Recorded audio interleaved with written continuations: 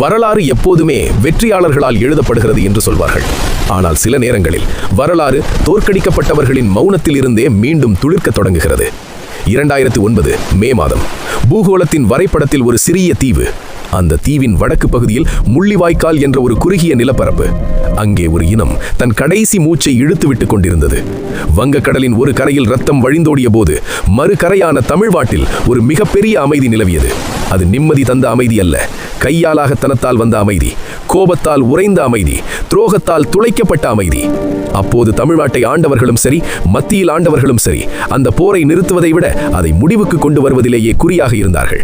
தமிழர்களின் மனங்களில் தீராத காயம் ஏற்பட்ட அந்த நாட்களில் அரசியல் மேடைகளில் ஒலித்ததெல்லாம் வெறும் இரங்கல் தீர்மானங்கள் மட்டுமே. ஆனால் அந்த சாம்பல் மேட்டிலிருந்து ஒரு பொறி பறக்க தொடங்கியது. அந்த தீ ஒரு தனி மனிதனின் வடிவத்தில் அல்ல, ஒரு இனத்தின் ஒட்டுமொத்த கோபத்தின் வடிவத்தில் உருவானது. யார் அந்த மனிதன்?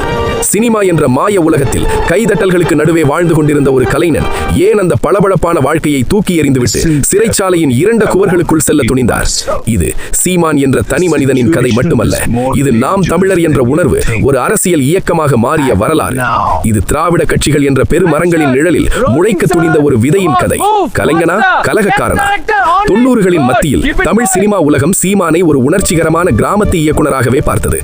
சிவகங்கை மாவட்டம் அரையூர் என்ற சிறிய கிராமத்தில் இருந்து வந்த அவருக்கு மண் சார்ந்த கதைகளை சொல்வதில் அலாதி பிரியம். அவர் இயக்கிய தம்பி என்ற படத்தில் நடிகர் மாதவன் ஒரு வசனம் பேசுவார். என்னை அடிக்கிறதுக்கு முன்னாடி யோசிக்கல, ஆனா அடிச்சதுக்கு அப்புறம் யோசிக்கிறீங்க பாத்தியா, அதுதான் பயம். அந்த வசனம் வெறும் சினிமா வசனம் அல்ல, அது சீமானின் ஆழ் மனதில் இருந்த அரசியல் வெளிப்பாடு. 2008 ஈழப்போர் உச்சகட்டத்தை அடைந்த போது சீமானுக்குள் இருந்த இயக்குனர் விடைபெற்றார். போராளி விழித்துக் கொண்டார். அவர் பேசிய பேச்சுக்கள் ஒவ்வொன்றும் டெல்லியை உலுக்கின. என் மீனவனை அடித்தால் இலங்கை மாணவன் இங்கு படிக்க முடியாது என்று அவர் திருநெல்வேலியில் முழங்கிய போது இந்திய தேசத்தின் இறையாண்மை ஆட்டம் கண்டதாக அரசு கருதியது. தேசிய பாதுகாப்பு சட்டம் NSA ஒரு சாதாரண மனிதனை உடைத்து போடக்கூடிய ஆயுதம். ஆனால் வேலூர் சிறைச்சாலையும் மதுரை சிறைச்சாலையும் சீமானுக்கு தண்டனை அறைகளாக இருக்கவில்லை, அவைதான் அவர் அரசியல் பாடத்தை கற்ற வகுப்பறைகள். சிறையில் இருந்த அந்த நாட்களில் அவர் தன்னைத்தானே கேட்டுக்கொண்ட கேள்வி ஒன்றுதான்: ஏன் தமிழர்களுக்கென்று ஒரு நாடு இல்லை? ஏன் நமக்கென்று ஒரு அதிகாரம் இல்லை? திராவிட அரசியல் பேசி 50 ஆண்டுகளாக நாம் சாதித்தது என்ன? அந்த தனிமை சிறையில் தமிழ் தேசியம் என்ற தத்துவத்தை அவர் கூர்தீட்டினார். பிரபாகரன் என்ற ஆளுமை அவர் மனதில் விதைத்த விதைகள் சிறைச்சாலை தண்ணீரால் மரமாக வளரத் தொடங்கின. சிறையிலிருந்து வெளியே வந்தபோது அவர் வெறும் சீமான் அல்ல, ஆயிரக்கணக்கான இளைஞர்கள் அவரை தாங்கள் தேடிய தலைவன் என்று நம்பத் தொடங்கியிருந்தனர். தேதி மே 18, 2010. முள்ளிவாய்க்கால் பேரழிவு நடந்து சரியாக ஓராண்டு நிறைவடைந்த நாள். தமிழ்நாடே சோகத்தில் மூழ்கியிருந்த அந்த நாளில் மதுரையில் ஒரு புதிய அரசியல் பிரளயம் வெடித்தது.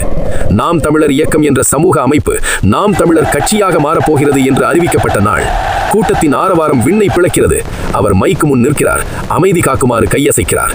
அன்று அந்த மேடையில் சீமான் பேசியது வழக்கமான அரசியல் பேச்சல்ல, அது ஒரு பிரகடனம்.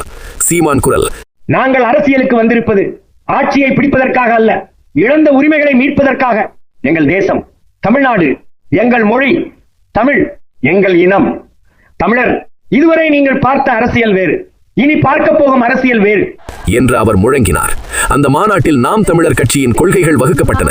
அதுவரை தமிழ்நாட்டில் இருந்த அரசியல் இரு துருவங்களாகவே இருந்தது. ஒன்று திமுக அல்லது அதிமுக, இரண்டுமே திராவிட கட்சிகள், இரண்டுமே டெல்லியை சார்ந்திருக்கும் கட்சிகள். ஆனால் சீமான் முன்வைத்த அரசியல் திராவிடத்திற்கு மாற்றான தமிழ் தேசியம். திராவிடம் என்பது ஒரு மாயை, அது தமிழர்களின் அடையாளத்தை மறைக்கும் போர்வை என்று அவர் பகிரங்கமாக தாக்கினார். பெரியாரை விமர்சித்தார், அண்ணாவை கேள்வி கேட்டார்.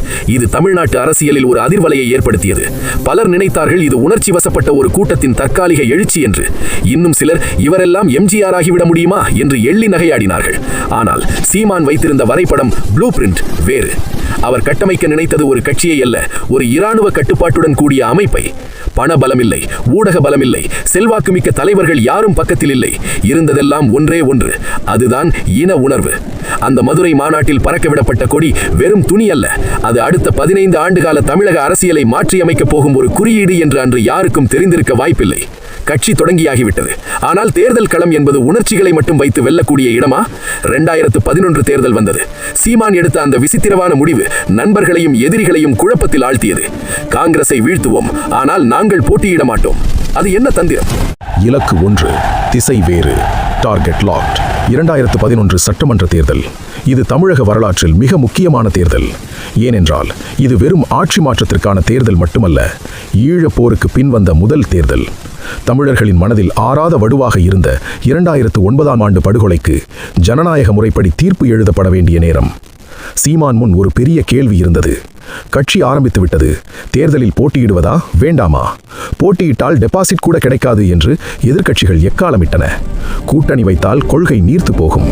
அப்போதுதான் சீமான் அந்த ராஜதந்திர முடிவை எடுத்தார். சீமான் பத்திரிகையாளர் சந்திப்பு. கேமரா பிளாஷ்கள் மின்னுகின்றன. சீமான் மிக தீவிரமாக பேசுகிறார்.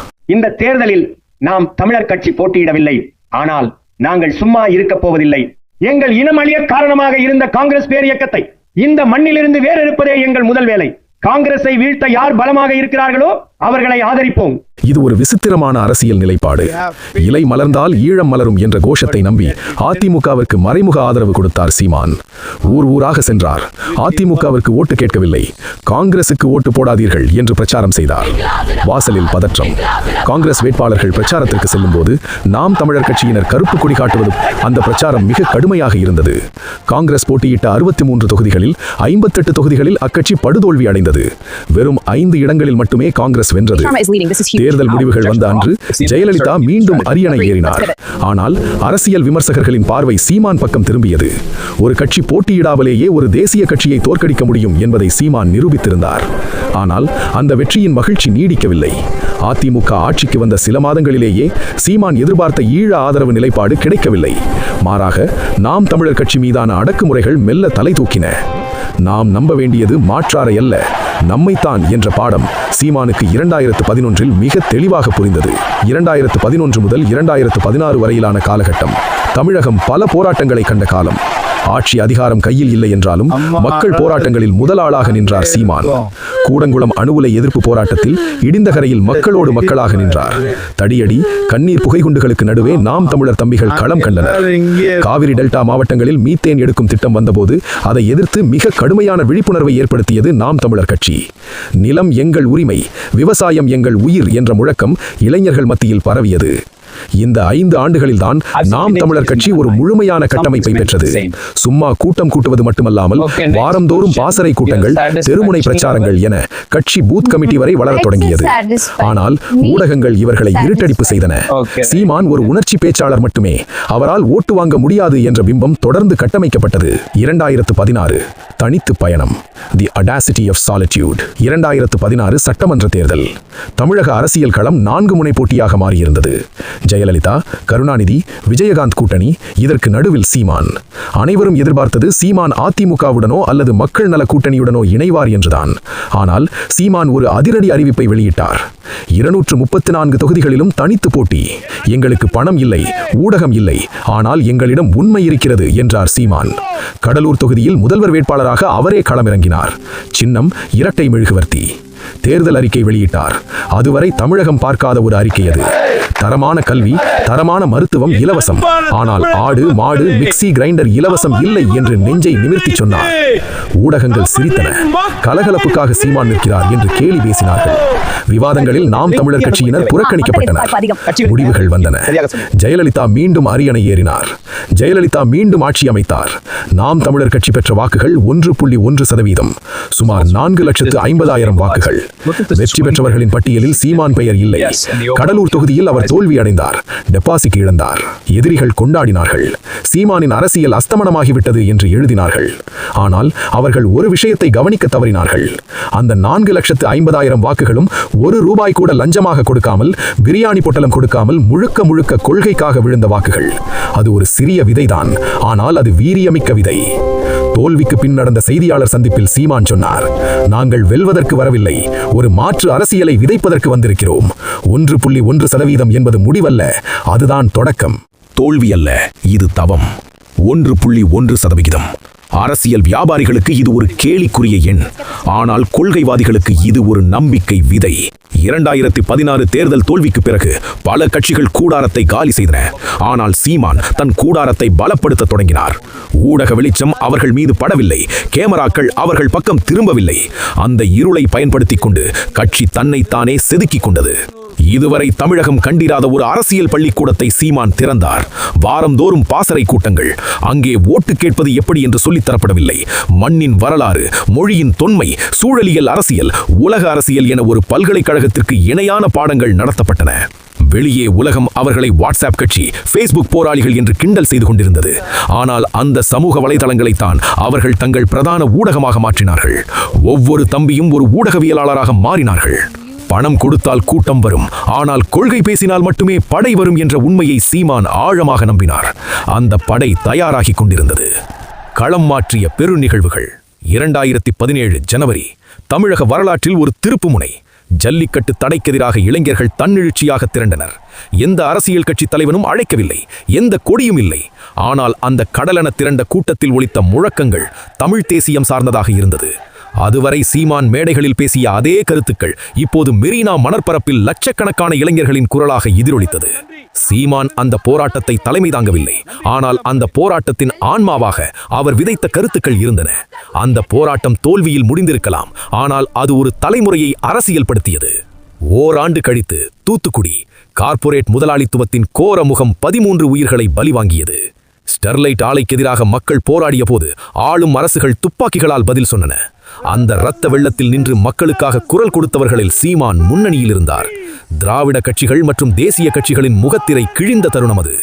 எமக்கான அரசை நாமே நிறுவ வேண்டும் என்ற எண்ணம் தூத்துக்குடி துப்பாக்கிச் சூட்டின் புகை மண்டலத்தில்தான் பலருக்கு உறுதியானது. 2019 தேர்தல் நெருங்கிக் கொண்டிருந்தது. களம் சூடானது. விவசாயி வருகிறான். 2019 நாடாளுமன்ற தேர்தல். இந்தியாவே யார் பிரதமர் என்று விவாதித்துக் கொண்டிருந்த போது தமிழ்நாட்டில் ஒரு கட்சி மட்டும் மண்ணின் பிரச்சனையை பேசியது. மெழுகுவர்த்தி அணைந்தது. கரும்பு விவசாயி சின்னம் கையில் எடுக்கப்பட்டது. இது வெறும் சின்னம் மாற்றம் அல்ல, கொள்கை மாற்றம். விவசாயிதான் நாட்டின் முதல்வன் என்ற முழக்கம் முன்வைக்கப்பட்டது. சீமானின் பிரச்சார உத்தி மாறியது. ஒரு பக்கம் திராவிட கூட்டணி இருந்தது, மறுபக்கம் அதிமுக பாஜக கூட்டணி இருந்தது. கோடிக்கணக்கில் பணம் இறைக்கப்பட்டது. ஆனால் நாம் தமிழர் கட்சி ஒரு பைசா கூட கொடுக்கவில்லை. வேட்பாளர்கள் அனைவரும் சாமானியர்கள். ஓட்டுக்கு பணம் இல்லை, ஆனால் உங்களுக்கான எதிர்காலம் உண்டு என்று தெரு தெருவாக பேசினார்கள். சமூக வலைதளங்களில் சீமானின் பேச்சுக்கள் காட்டு தீ போல பரவின. இளைஞர்கள் தங்கள் பெற்றோரிடம் சண்டையிட்டு நாம் தமிழர் கட்சிக்கு ஓட்டு போட வைத்தார்கள். முடிவுகள் வந்தபோது அரசியல் பண்டிதர்கள் அதிர்ந்து போனார்கள். இது நாடாளுமன்ற தேர்தல், மாநில கட்சிகளுக்கே வேலை இல்லாத களம். அங்கே நாம் தமிழர் கட்சி தனித்து போட்டியிட்டு கிட்டத்தட்ட 4% வாக்குகளை பெற்றது. 17 லட்சம் வாக்குகள். 2016 4.5 லட்சமாக இருந்த வாக்கு வங்கி 3 ஆண்டுகளில் 4 மடங்காக உயர்ந்தது. பல தொகுதிகளில் தேசிய கட்சிகளையும் பலம் வாய்ந்த சாதிய கட்சிகளையும் பின்னுக்கு தள்ளி 3வது இடத்தை பிடித்தது. இது சாதாரண வளர்ச்சி அல்ல, ஒரு அசுர பாய்ச்சல். இனி இவர்களை புறக்கணிக்க முடியாது. இனி இவர்களை கேலி செய்ய முடியாது. தமிழக அரசியலின் மைய நீரோட்டத்தில் ஒரு 3வது பெரிய சக்தி அதிகாரப்பூர்வமாக தன்னை நிலைநிறுத்திக் கொண்டது. ஆனால் இது வெறும் வெள்ளோட்டம்தான். உண்மையான ஆட்டம் 2021 தான் இருந்தது. சொன்னதை செய்தல், வாக்கிங் த டாக். உலகம் முழுவதும் பெண் உரிமை பற்றி பேசாத தலைவர்களே இல்லை. ஆனால் பேசியதை செயலில் காட்ட துணிச்சல் வேண்டும். அந்த துணிச்சல் 2021 சட்டமன்ற தேர்தலில் தமிழகம் கண்டது. தேர்தல் ஆணையம் அறிவிப்பு வெளியிடும் முன்பே சீமான் ஒரு அறிவிப்பை வெளியிட்டார். 234 தொகுதிகள், 117 இடங்கள் ஆண்களுக்கு, 117 இடங்கள் பெண்களுக்கு. இது இந்திய தேர்தல் வரலாற்றிலேயே நடக்காத ஒன்று. ஜெயலலிதா போன்ற இரும்பு பெண்மணி ஆண்ட மண்ணில் கூட பெண்களுக்கு 50% இடஒதுக்கீட்டை எந்த கட்சியும் வழங்கியதில்லை. அரசியல் அனுபவம் இல்லாதவர்கள் என்றார்கள், பணம் படைத்தவர்கள் அல்ல என்றார்கள். ஆனால் சீமான் அவர்களை அறிமுகப்படுத்திய விதம் மாற்றாரின் கண்களை உறுத்தியது. என் தங்கைகள் ஆழ்வார்கள், என் அக்காக்கள் அதிகாரம் செய்வார்கள் என்று மேடையில் அவர் முழங்கிய போது அது வெறும் தேர்தல் உத்தி அல்ல, அது ஒரு சமூக புரட்சி. காளியம்மாள், டாக்டர் தமிழரசி என எளிய பின்னணியிலிருந்து வந்தவர்கள் வேட்பாளர்களாக அறிவிக்கப்பட்டனர். எதிர்க்கட்சிகள் பெண்கள் நின்று என்ன செய்ய போகிறார்கள், ஜெயிக்கவா போகிறார்கள் என்று கிண்டல் செய்தன. ஆனால் வெற்றியையும் தோல்வியையும் தாண்டி ஆண் ஆதிக்க அரசியல் களத்தில் சரிபாதி இடத்தை பெண்களுக்கு பிடித்துக் கொடுத்த அந்த ஒற்றை நிகழ்வு நாம் தமிழர் கட்சியை மற்ற கட்சிகளிலிருந்து தனித்து உயர்த்தி காட்டியது. அனல் பறந்த களம், the heat of the battle. 2016 கடலூரில் போட்டியிட்ட சீமான் 2021 சென்னையின் திருவொற்றியூர் தொகுதியை தேர்ந்தெடுத்தார். களம் மிக கடினமாக இருந்தது. தேமுக, அதிமுக என்ற இருபெரும் மலைகளோடு மோத வேண்டிய சூழல். மறுபுறம் தமிழகம் முழுவதும் விவசாயி சின்னம் பட்டி தொட்டியெல்லாம் பரவியது. கொரோனா கட்டுப்பாடுகள், பொருளாதார நெருக்கடி என எத்தனையோ தடைகள். ஆனால் நாம் தமிழர் தம்பிகள் சோர்வடையவில்லை. இந்த தேர்தலில் நாம் தமிழர் கட்சி முன்வைத்த முழக்கம் மாற்றத்திற்கான எளிய மக்களின் அரசியலின் புரட்சி. லஞ்சம் கொடுக்கவில்லை, பரிசு பொருட்கள் இல்லை. ஆனால் வாக்குச்சாவடிகளில் நீண்ட வரிசையில் நின்ற இளைஞர்கள் தங்களின் முதல் தலைமுறை வாக்கை விவசாயி சின்னத்தில் செலுத்த துடித்தார்கள். தேர்தல் பிரச்சார கூட்டங்களில் சீமான் பேசிய சுற்றுச்சூழல் அரசியல், நீர் மேலாண்மை, கல்வி சீர்திருத்தம் போன்ற கருத்துக்கள் வழக்கமான அரசியல் கூச்சல்களுக்கு நடுவே ஒரு அறிவுபூர்வமான விவாதத்தை உண்டாக்கின. மூன்றாவது சக்தி, த தேர்ட் ஃபோர்ஸ். முடிவுகள் வந்தபோது தமிழக அரசியலின் கணிதமே மாறியிருந்தது. சீமான் திருவொற்றியூரில் வெற்றி வாய்ப்பை இழந்திருக்கலாம், ஆனால் தமிழகம் முழுவதும் அவர் பெற்ற வெற்றி மகத்தானது. சுமார் 30 லட்சம் வாக்குகள், 6.7% வாக்கு வங்கி. மக்கள் நீதி மய்யம், அமமுக, தேமுதிக, பாமக, சில இடங்களில் என பல கட்சிகளை பின்னுக்கு தள்ளி பெரும்பாலான தொகுதிகளில் நாம் தமிழர் கட்சி 3வது இடத்தை பிடித்தது. கன்னியாகுமரி முதல் சென்னை வரை எந்த கூட்டணியும் இல்லாமல் தனித்து நின்று இவ்வளவு பெரிய வாக்குகளை பெறுவது சாதாரண விஷயமல்ல. இது ஒரு எச்சரிக்கை மணி. திராவிட கட்சிகளுக்கு இது ஒரு செய்தி. இனி எங்களை புறக்கணிக்க முடியாது. தேசிய கட்சிகளுக்கு இது ஒரு பாடம். பணம் விட கொள்கை வலிமையானது. 2010 ஒரு சிறு பொறியாக தொடங்கிய இயக்கம் 2021 ஒரு பெரும் காட்டு தீயாக மாறிவிட்டது. இனி இவர்களை அழிக்க முடியாது. வேண்டுமானால் தடுக்கலாம், ஆனால் அந்த தடைகளையும் உடைக்கும் காலம் வெகு தொலைவில் இல்லை. ஆனால் 2021 வெற்றிக்கு பிறகுதான் கட்சிக்கு சோதனைகள் வேறு வடிவத்தில் வரத் தொடங்கின. உட்கட்சி விவகாரங்கள், சின்னம் பறிப்பு என அடுத்த கட்ட சவால்கள் காத்திருந்தன. சின்னம் பறிப்பு ஒரு அரசியல் சதி. 2021 பெற்ற 30 லட்சம் வாக்குகள் ஆளும் வர்க்கத்தின் கண்களை உறுத்தியது. அரசியல் களத்தில் நேர்மையாக மோத முடியாதவர்கள் சூழ்ச்சியால் வீழ்த்த நினைத்தார்கள். 2024 நாடாளுமன்ற தேர்தல் அறிவிக்கப்பட்டது. தமிழ்நாட்டின் பட்டி தொட்டி எல்லாம் கொண்டு சேர்க்கப்பட்ட கரும்பு விவசாயி சின்னம் கடைசி நேரத்தில் பறிக்கப்பட்டது. காரணம், முன்கூட்டியே பதிவு செய்யவில்லை என்ற ஒரு தொழில்நுட்ப காரணம் சொல்லப்பட்டது. ஆனால் இது சாதாரண தடையல்ல, ஒரு கட்சியின் அடையாளத்தை அழிக்கும் முயற்சி என்பது அரசியல் தெரிந்த அனைவருக்கும் புரிந்தது.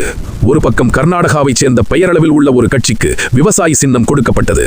மறுபக்கம் நாம் தமிழர் கட்சிக்கு சின்னமே இல்லாமல் தேர்தல் களம் வெறும் சில வாரங்களில் நெருங்கியது.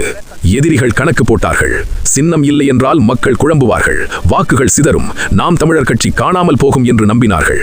கடைசி நேரத்தில் தேர்தல் ஆணையம் ஒதுக்கிய சின்னம் மைக், ஒலிவாங்கி. மைக் அது வெறும் கருவி அல்ல. விதி ஒரு விசித்திரமான விளையாட்டை விளையாடியது. எந்த கருவியை வைத்து சீமான் கடந்த 15 ஆண்டுகளாக தமிழ்நாட்டை விழிப்படையச் செய்தாரோ அதே மைக் இப்போது அவருடைய தேர்தல் சின்னமானது. சின்னம் முக்கியமல்ல, எண்ணம்தான் முக்கியம் என்ற ஒற்றை வரியை வைத்துக் கொண்டு களத்தில் இறங்கினார்கள். இரவும் பகலும் பாராமல் தம்பிகள் சுவர் விளம்பரங்களை மாற்றினார்கள். விவசாயி இருந்த இடத்தில் மைக் வரையப்பட்டது. இந்த தேர்தல் நாம் தமிழர் கட்சிக்கு ஒரு அக்னி பரீட்சை. ஒரு பக்கம் பாஜகவின் மோடி அலை என்று சொல்லப்பட்ட பிம்பம், மறுபக்கம் திமுகவின் பலமான கூட்டணி. இதற்கு நடுவில் சின்னம் மாறிய குழப்பத்தோடு நாம் தமிழர் கட்சி. ஆனால் களத்தில் ஒரு அதிசயம் நடந்தது. சின்னம் மாறியதே தவிர மக்கள் மனதில் இருந்த சீமான் என்ற பிம்பம் மாறவில்லை. 8.2%, இதுவும் ஒரு வெற்றிதான். தேர்தல் முடிவுகள் வந்தன. திமுக கூட்டணி 40 இடங்களையும் வென்றது. பாஜக கூட்டணி தேசிய அளவில் ஆட்சி அமைத்தது. வெற்றி பெற்றவர்கள் பட்டியலில் நாம் தமிழர் கட்சி இல்லை. ஆனால் எண்கள் ஒரு உண்மையை உறக்கச் சொன்னன. கிட்டத்தட்ட 35 லட்சம் வாக்குகள். 2019 நாடாளுமன்ற தேர்தலை விட வாக்கு சதவீதம் 2 மடங்காக உயர்ந்திருந்தது. 3.9% தொடங்கி 8.2% வரை உயர்ந்திருந்தது.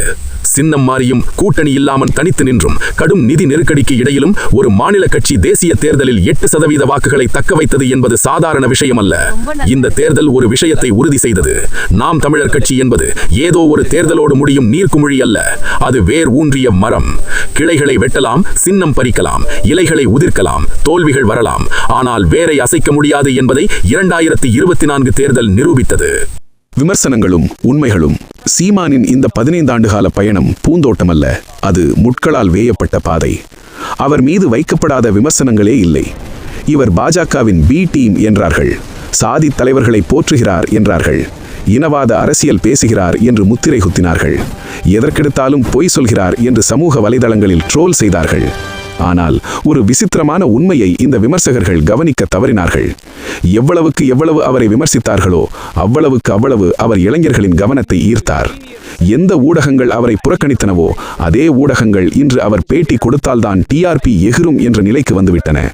அவர் பாஜகவின் பி டீம் என்றால் சிறுபான்மையினர் ஏன் அவருக்கு வாக்களிக்கிறார்கள்? அவர் சாதியவாதி என்றால் அனைத்து சமூகத்து இளைஞர்களும் ஏன் அவர் பின்னால் அணிவகுக்கிறார்கள்? இந்த கேள்விகளுக்கு விமர்சகர்களிடம் பதில் இல்லை. வரலாற்றின் முரண்நகை. வரலாற்றில் ஒரு சுவையான முரண்நகை உண்டு. எதை அழிக்க நினைக்கிறோமோ அதுவே சில நேரங்களில் விருட்சமாக வளரும். 2009 தேசிய பாதுகாப்பு சட்டத்தில் அவரை கைது செய்து சிறையில் அடைத்தபோது அரசு நினைத்தது ஒரு தொல்லை முடிந்தது என்று. ஆனால் அந்த சிறைச்சாலை தான் அவரை ஒரு முழுமையான அரசியல்வாதியாக மாற்றியது. சின்னத்தை பறித்தபோது நினைத்தார்கள் கட்சி அழியும் என்று. ஆனால் அது கட்சியை இன்னும் உறுதிப்படுத்தியது. திராவிட கட்சிகள் அவரை வளரவிடக்கூடாது என்று நினைத்தன. ஆனால் இன்று திராவிட கட்சிகளுக்கு மாற்றாக மக்கள் பார்க்கும் ஒரே நபர் அவராகத்தான் இருக்கிறார். அவர்கள் வெட்டியது குழியை அல்ல, அடித்தளத்தை. அவர்கள் வீசியது கற்களை அல்ல, படிக்கட்டுகளை. இன்று நாம் தமிழ் கட்சி ஒரு தவிர்க்க முடியாத சக்தி. 2026 சட்டமன்ற தேர்தல் நெருங்குகிறது. சீமான் முதலமைச்சர் ஆவாரா அல்லது எதிர்க்கட்சி தலைவராவாரா என்பது மக்களின் கையில். ஆனால் ஒரு விஷயத்தில் சீமான் ஏற்கனவே ஜெயித்து விட்டார். தமிழ்நாட்டு அரசியலின் அகராதியை அவர் மாற்றிவிட்டார். இன்று ஆளும் கட்சிகள் நீர் மேலாண்மை பற்றி பேசுகின்றன, சுற்றுச்சூழல் பற்றி பேசுகின்றன, தமிழ் தேசியம் பற்றி பேசுகின்றன. 10 ஆண்டுகளுக்கு முன் இவை யாருடைய அஜெண்டாவிலும் இல்லை. சீமான் பேசியதால் தான் இன்று மற்றவர்களும் இதை பேச வேண்டிய கட்டாயம் உருவாகி இருக்கிறது. அவர் அமர்வது கோட்டை நாற்காலியிலா அல்லது மக்கள் மனங்களிலா என்பது காலத்தின் கையில். ஆனால் ஒன்று நிச்சயம், இந்த பெரு நிறைப்பு அணையாது. இது ஒரு தலைமுறையின் தாகம், இது ஒரு இனத்தின் மீட்சி. வீடியோ பிடித்திருந்தால் லைக் செய்யுங்கள், ஷேர் செய்யுங்கள், சப்ஸ்கிரைப் செய்யுங்கள். மேலும் தமிழ் வரலாற்று ஆவணப்படங்களுக்கு பெல் ஐகானை அழுத்துங்கள். உங்கள் கருத்துக்கள் மற்றும் பரிந்துரைகளை கமெண்ட் செக்ஷனில் பகிருங்கள். அடுத்து எந்த வரலாற்று நபரை பற்றி வீடியோ வேண்டும் என்று சொல்லுங்கள்.